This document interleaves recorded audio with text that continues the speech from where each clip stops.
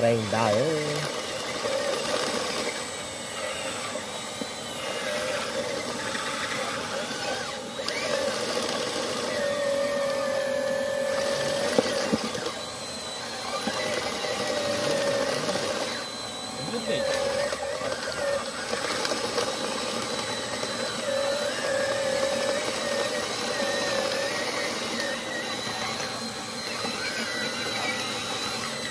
gì đấy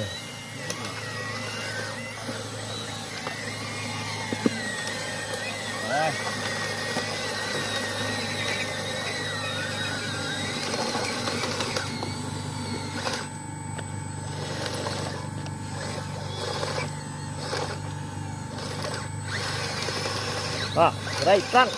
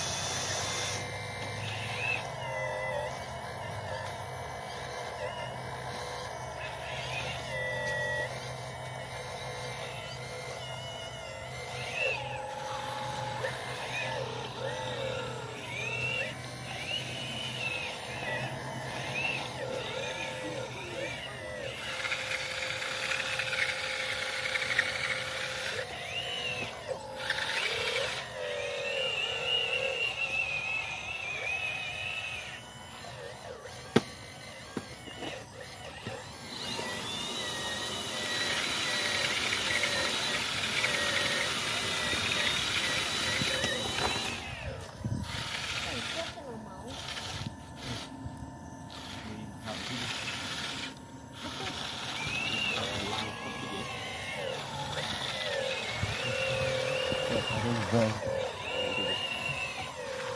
đi đâu á vậy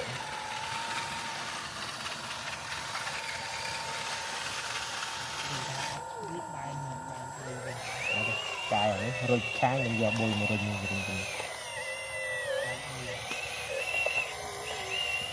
rồi tình hiền ở phố giờ bùi rồi tình trời nó vào lên đàn chụp nó chụp cái muột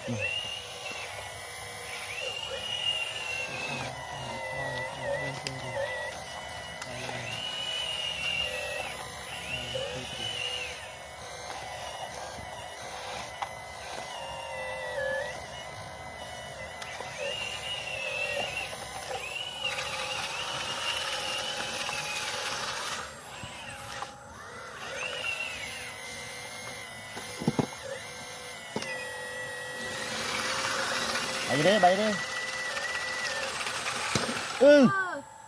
bánh mì thò đó một ngày ấy mà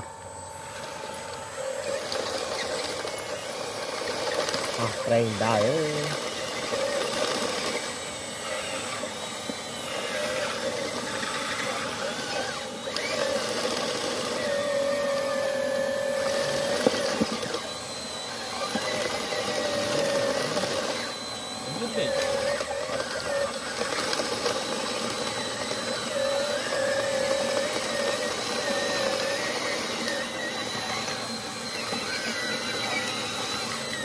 gì đấy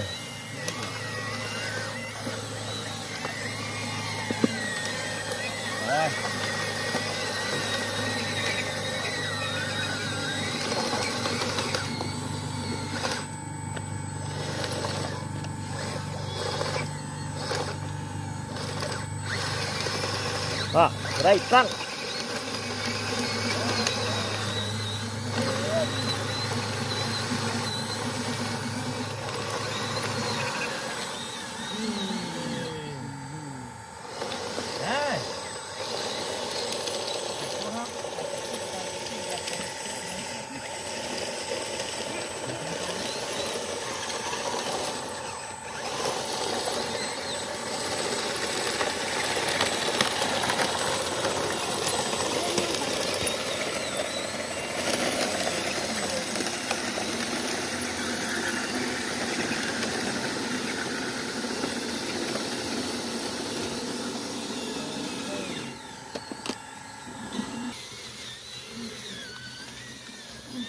lắp á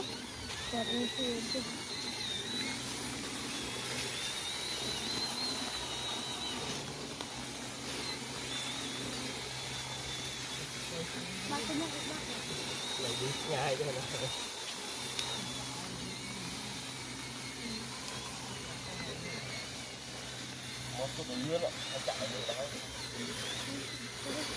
chia đi chia mà đi mà rụt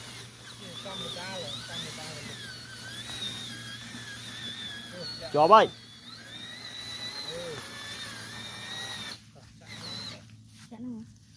mở chụp chụp ruồi hết á ruồi hết á một cái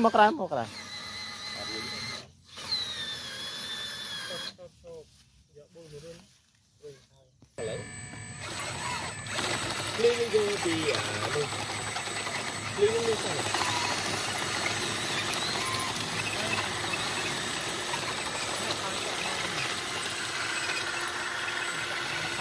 sao bắt á bắt đi bắt ba mà muốn trái tàu mà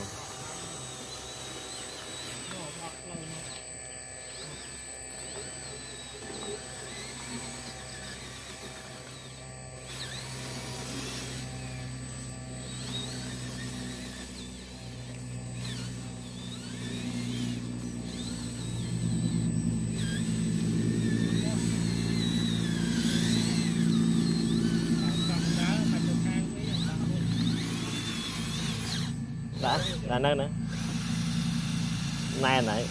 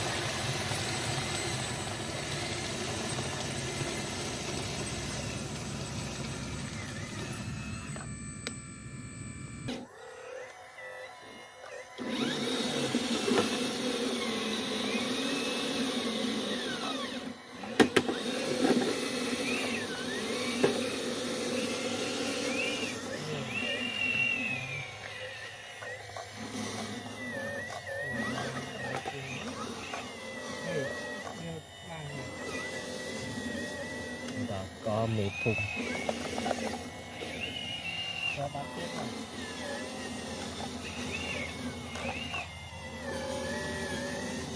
cũng giặt tiền vào đây hả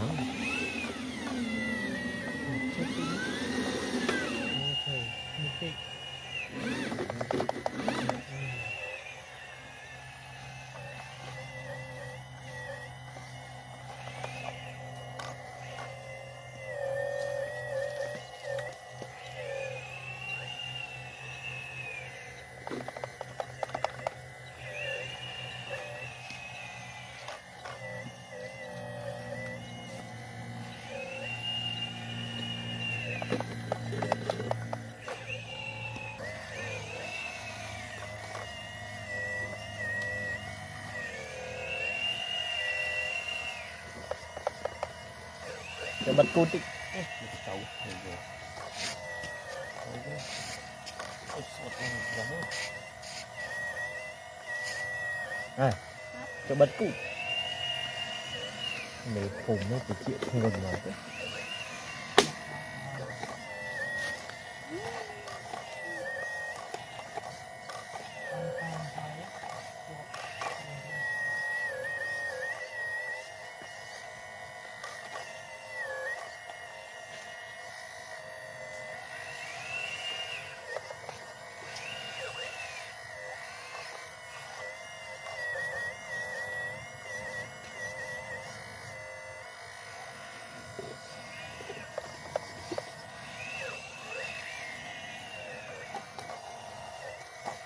Tôi đây cái nhà ma bắt liền. Trốn này.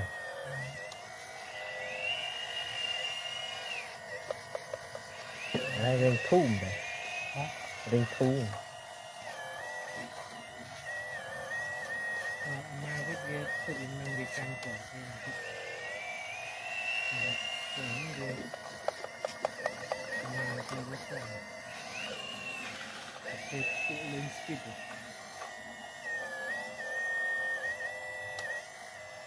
Nó là sai lên slab rồi.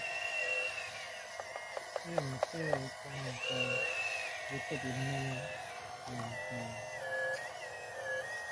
Ở tìm một tơ với khăn với cả ta rồi. Giờ sai lên slab. Tơ với ta khăn với khô. Bật chĩa khô đi đi rồi. Một buồn đồng hồ sợ ẩm smile thôi. Mở.